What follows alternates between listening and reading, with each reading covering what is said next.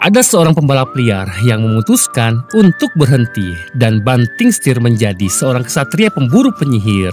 Namun suatu waktu bangkitlah seorang ratu penyihir terkuat yang pernah dia kalahkan 800 tahun yang lalu.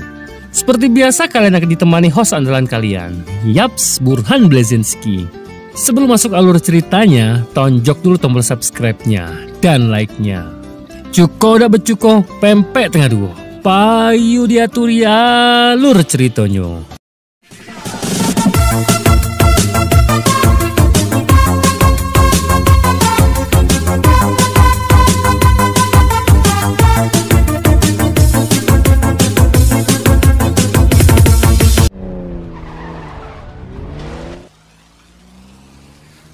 Berlatar pada abad ke-13 diperlihatkan sekelompok ksatria yang tengah mendatangi sebuah pohon tua raksasa yang dijadikan rumah bagi seorang ratu penyihir. Di sini mereka berniat akan membalaskan kematian keluarga mereka yang sudah dibunuh oleh wabah yang dibuat oleh si penyihir. Awalnya mereka percaya bisa membunuh si penyihir dengan mudah karena mereka didampingi seorang dolan pertama atau pastur yang merupakan counter bagi si penyihir. Namun ketika mereka berhadapan secara langsung dengan si ratu, justru mereka lah yang dibunuh satu persatu oleh si ratu.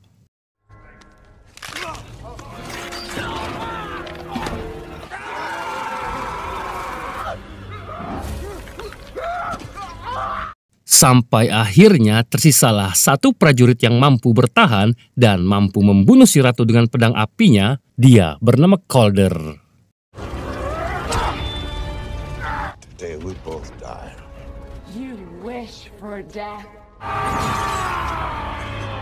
Akan tetapi sebelum si ratu benar-benar mati, dia mengutuk Calder akan menjadi abadi dan seumur hidupnya tidak akan mengenal yang namanya kedamaian.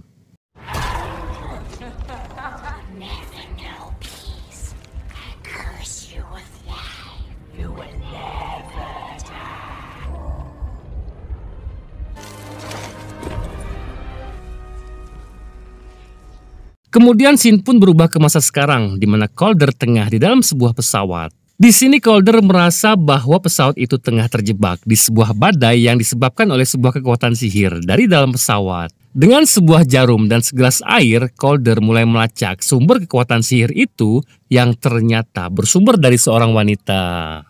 You're the witch hunter. Yeah.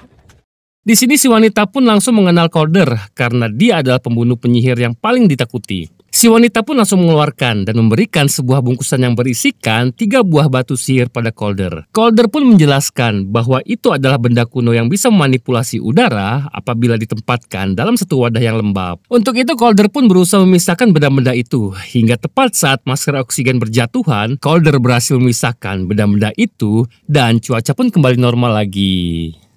These are ancient runes. Looking for these for a while.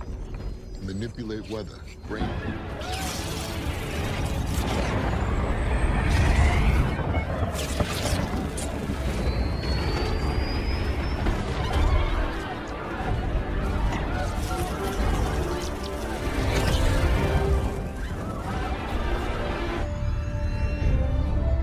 Enjoy New York.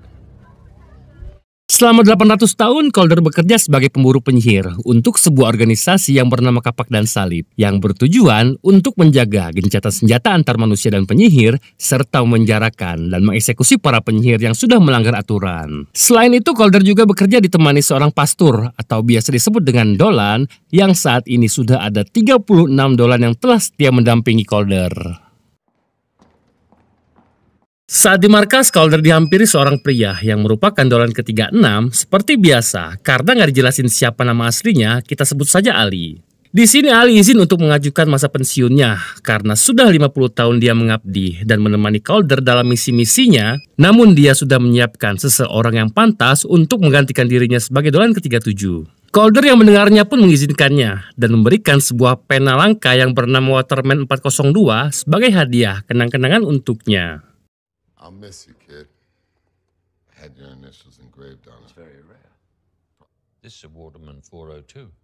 Setelah itu kita pun diperkenalkan dengan Dolan ke-37 yang kita sebut saja Rahmat. Rahmat tengah bersama Ali di sebuah ruangan. Setelah menuangkan kopi untuknya, Rahmat pergi dari sana yang tanpa dia sadari ada seorang pria misterius yang tengah mengawasinya dari seberang jalan. Hingga keesokan paginya, Calder pun dikejutkan bahwa Ali sudah ditemukan tewas tak bernyawa. Hello. Calder. Dolan the 36th passed away peacefully last night. I'm sorry for your loss. The ceremony will be tomorrow. Ketika upacara kematian Ali, saat itulah Rahmat pun mengambil sumpahnya untuk setia menemani Calder dalam menjalani misi-misinya. Selesai dengan itu, mereka pun mendatangi rumah Ali. Di sini Calder langsung mengeluarkan hawanya ke arah kaca untuk memastikan apakah kematian Ali diakibatkan oleh sihir. Awalnya Calder sempat mengira bahwa tempat itu bersih tanpa adanya sihir. Namun ketika dia menemukan 3 ekor lalat hitam yang tergeletak di lantai, Calder langsung menuangkan sebuah serbuk suci dan yang terjadi...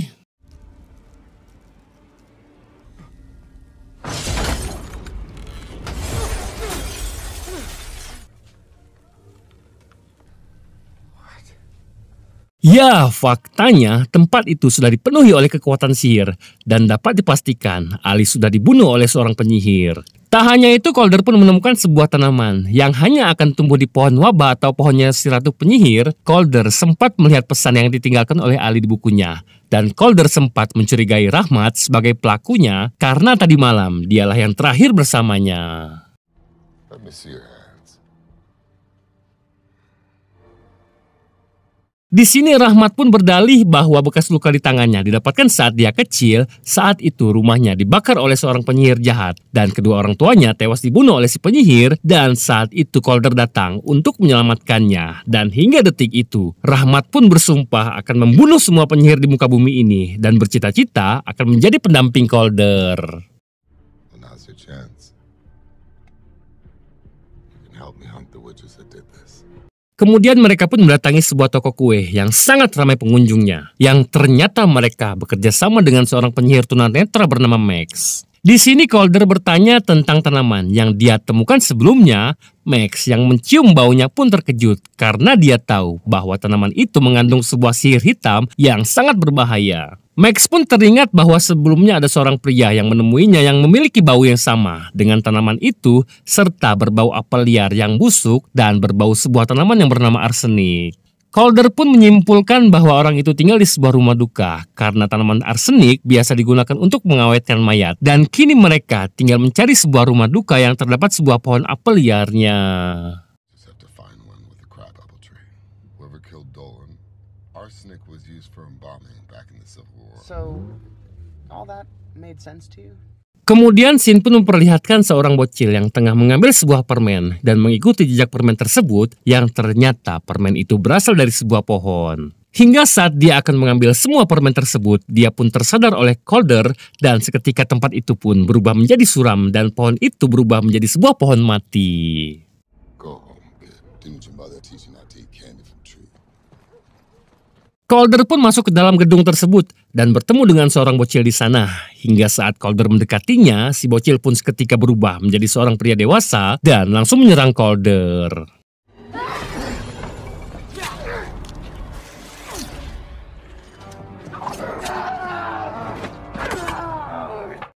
Pria ini bernama Elik. Awalnya Elik tidak mengaku bahwa dia sudah membunuh Ali. Namun di sini Calder menemukan pena Waterman 402-nya yang sudah ia berikan pada Ali. Calder pun langsung menyerahkan Elik pada Dewan Penyihir untuk dihukum. Di sini Elik langsung dijatuhi hukuman penjara tanpa diinterogasi terlebih dahulu tentang siapa saja yang bekerja di balik semua ini. Bukan tanpa alasan mereka seperti itu, karena menurut salah satu petinggi di sana yang melihat takdir Elik dari sebuah ramalan kartu, dia tidak menemukan adanya orang lain yang bekerja sama dengan Elik, tetapi Calder menolak mempercayai ramalan kartu tersebut karena Elik dapat menggunakan mantra perubah wujud yang sudah hilang selama 800 tahun yang lalu. Meskipun begitu, para petinggi tetap menghukum Elik tanpa diinterogasi terlebih dahulu.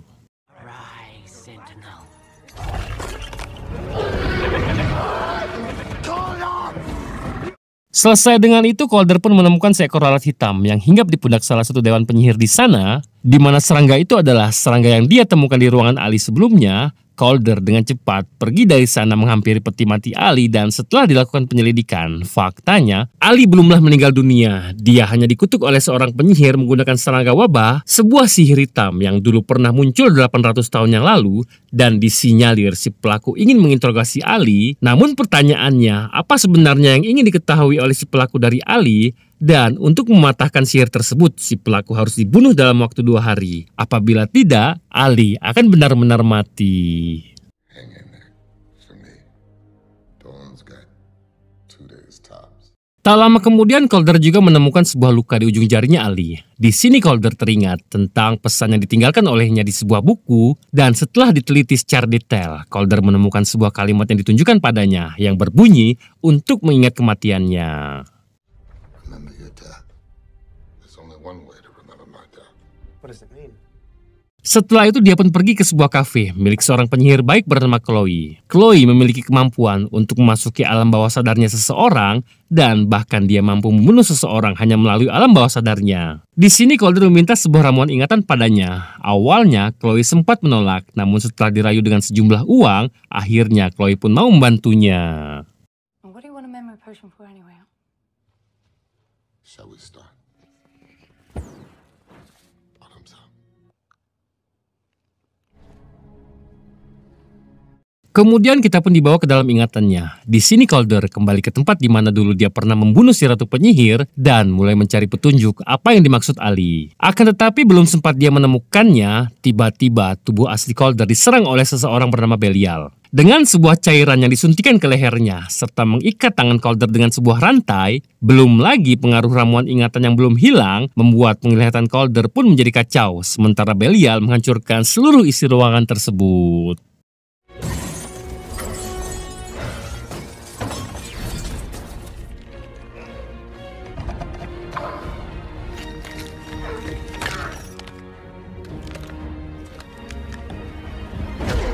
Setelah terlepas, Calder pun berusaha melawan. Namun karena pikirannya sedang kacau, Calder pun dengan mudah dikalahkan dan Belial langsung membakar seluruh isi ruangan tersebut. Chloe yang melihatnya pun berusaha menyadarkan Calder dengan sebuah ramuan khusus. Sampai akhirnya, ketika pikiran Calder kembali menormal, Calder berusaha mengejar Belial. Namun dia berhasil melarikan diri.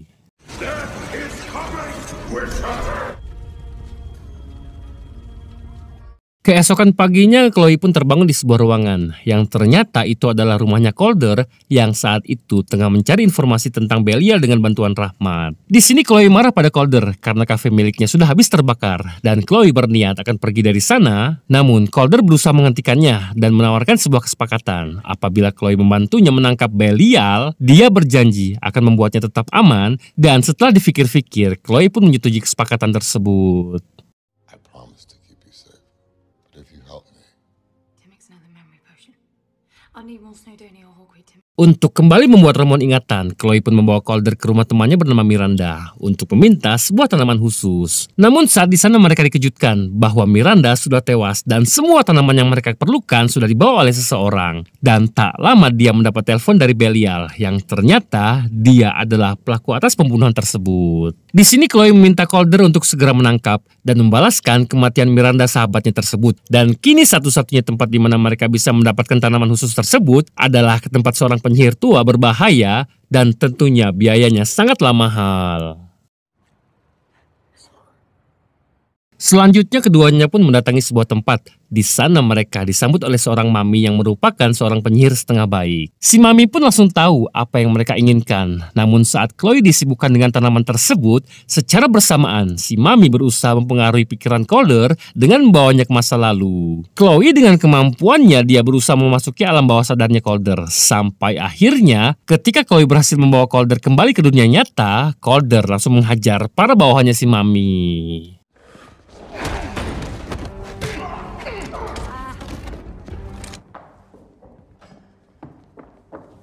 Di sini Calder mendapati sebuah tanah kuburan yang sama dengan jejak yang ditinggalkan oleh Belial. Calder merebut jimat si mami dan memaksanya untuk buka mulut dan setelah didapatkan sedikit informasi darinya, Chloe pun menghancurkan jimat tersebut dan wajah si mami pun kembali menua.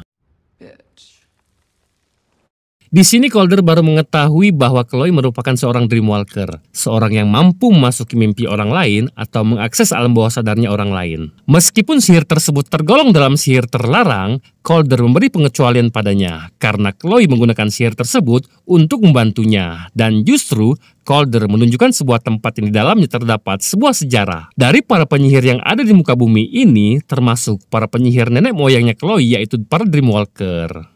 That's you. Yeah. The Witch Queen's deadliest assassins. These are the Dreamwalkers. They got your eyes right. Di sini Calder menjelaskan bahwa para Dreamwalker dapat melihat masa lalu orang lain tanpa harus menggunakan ramuan ingatan. Namun di sini Chloe menolak untuk menggunakan kekuatan itu akibat dari trauma di masa lalu, di mana Chloe dulunya pernah memiliki seorang adik dan suatu hari mereka terlibat sebuah pertengkaran, dan tanpa sengaja Chloe memasuki alam bawah sadar sang adik hingga membuatnya terluka parah. Dan sejak saat itu, Chloe tidak mau menggunakan kekuatan itu lagi, bahkan dia berusaha membuang statusnya sebagai Dreamwalker dan menyembunyikan kekuatannya. So I ran away. And you're the only one that can help me. Namun setelah dilakukan sedikit pendekatan dan diajarkan agar Chloe dapat mengontrol kekuatannya, Chloe pun bersedia untuk membantu Calder. Kemudian mereka pun berhasil memasuki alam bawah sadarnya Calder saat peristiwa Calder berhasil membunuh si ratu penyihir yang ternyata pada saat itu masih banyak ksatria yang bertahan hidup termasuk Dolan pertama. Di sini mereka pun dikejutkan dengan bangkitnya Calder yang sudah dalam keadaan hangus. Namun dia masih hidup akibat dari kutukan si ratu. Di saat yang sama, Dolan pertama pun mendapati dan mengambil jantung si ratu dengan cara ditusuk. Tak diduga usaha tersebut justru membuat Calder kesakitan, dan pada akhirnya Dolan pertama memilih untuk menyimpan dan merahasiakan jantung tersebut.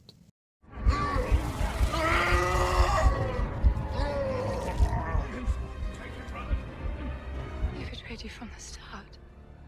You kept him? They're gonna bring back the Queen. That's why they tortured your friend.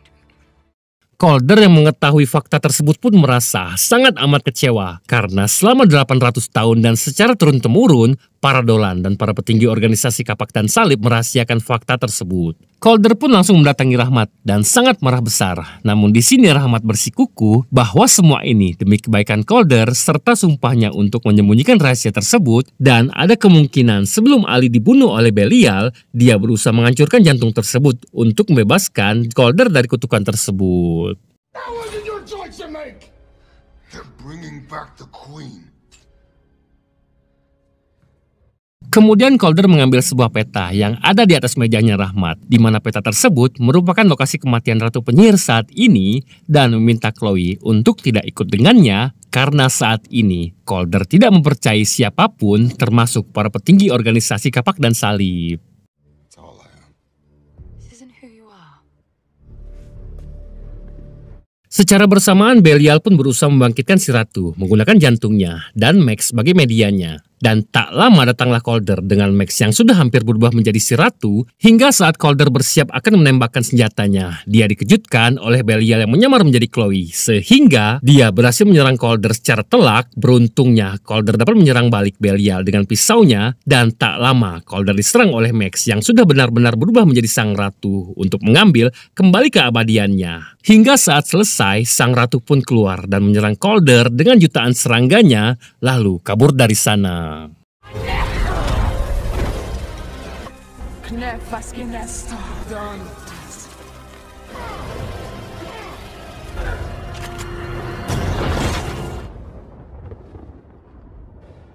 Calder yang kini terluka karena tidak lagi abadi pun kembali menemani Ali di rumahnya, yang saat itu juga tiba-tiba dia terbangun karena Belial sudah tewas oleh Calder. Di sini Calder langsung mengatakan tentang bangkitnya sang ratu penyihir. Dia juga mengatakan bahwa dia sudah tidak lagi abadi, dan tak hanya itu, sang ratu penyihir akan melepaskan kutukan wabah lagi untuk menguasai dunia ini. Ali yang mendengarnya pun sedikit tidak percaya karena yang dia tahu selama ini mereka menangkap dan membunuh semua penyihir-penyihir jahat di organisasi, yang faktanya mereka hanya menangkap dan mengurung mereka di penjara, sehingga dapat dipastikan sang ratu akan menemui mereka dan menyatukan kekuatannya untuk menguasai dunia. Calder pun pesimis bahwa dia mampu mengalahkan sang ratu dalam wujud sempurnanya. Namun Ali meyakinkan bahwa 800 tahun yang lalu Calder dapat mengalahkan sang ratu hanya dengan sebilah pedang, dan tentunya sekarang Calder bisa mengalahkannya kembali.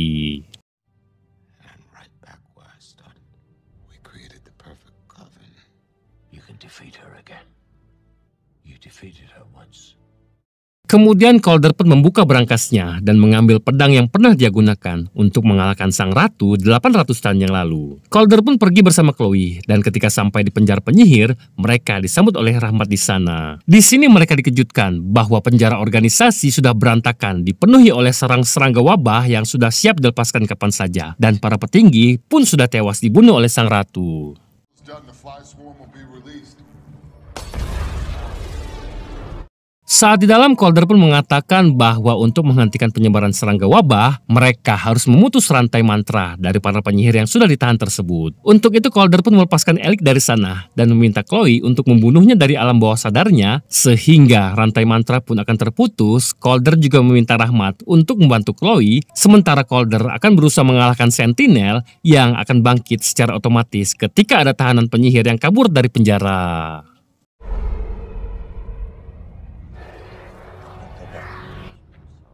Sentinel. It's coming for Alec.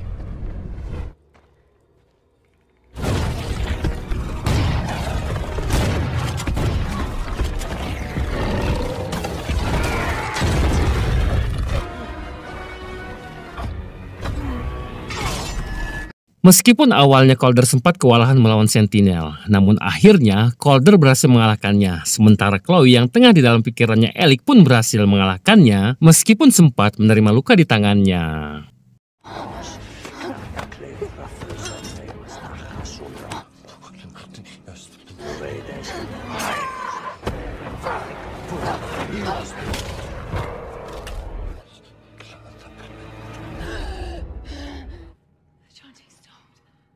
Setelah kematian Alec, sarang-serangga wabah pun berhenti dengan sendirinya. Secara bersamaan, Calder yang tengah mencari sang ratu pun terbawa ke dalam pikirannya yang ternyata sang ratu adalah seorang Dreamwalker juga sama seperti Chloe, di mana saat ini sang ratu membawa dirinya untuk bertarung di dalam dunia ilusi. Humanity will fall. You will fail. I've taken this world back.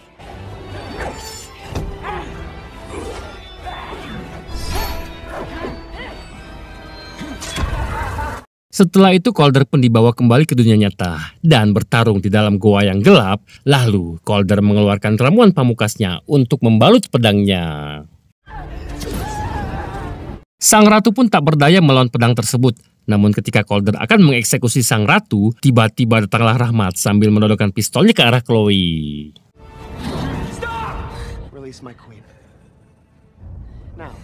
I'm sorry. Faktanya, selama ini Rahmat sudah berpihak pada sang ratu. Di sini Rahmat pun bercerita bahwa yang meninggal saat peristiwa kebakaran ketika dia kecil bukanlah orang tuanya, melainkan orang tuanya lah seorang penyihir yang membakar rumah itu. Meskipun Rahmat terlahir tanpa memiliki sihir, dia menunggu kebangkitan sang ratu agar membuatnya utuh menjadi seorang penyihir. Setelah itu Rahmat pun menembak Calder beberapa kali dan langsung membuatnya pingsan. Di momen ini, sang ratu menggunakan Chloe sebagai media mantranya, dan seketika seluruh serangga wabah pun mulai keluar dan menyebar ke seluruh kota tersebut.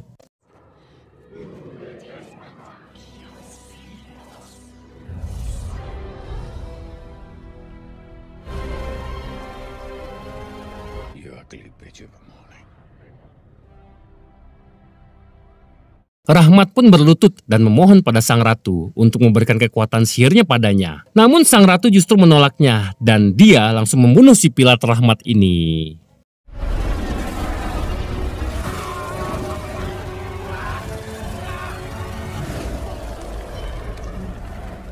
Calder yang tengah sekarat pun bermimpi bertemu dengan istri dan anaknya yang memintanya untuk segera bangkit dan kalahkan sang ratu. Setelah itu Calder pun menjatuhkan batuan cuaca ke dalam air. Calder bangkit diiringi dengan badai yang terjadi di dalam goa tersebut, dan pertarungan pun berhasil dimenangkan oleh Calder setelah dia memanfaatkan pedangnya bersama petir dari badai yang muncul untuk membunuh si ratu. And for what reason? Sex don't even know your name. And fire!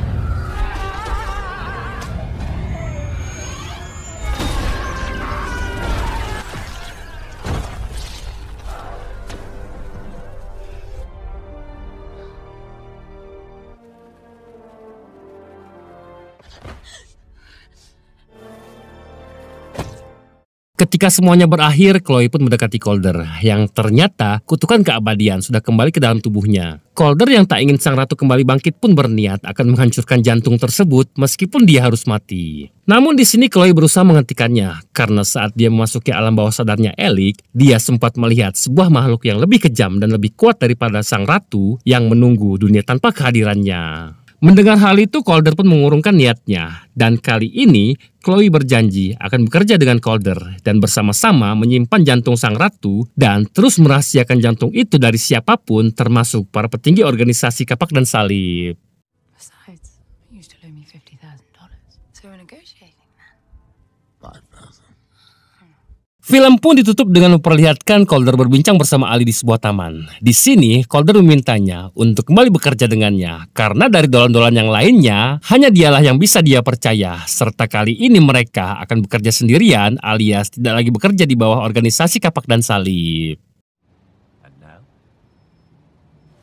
I'm at your service. Dan film pun selesai.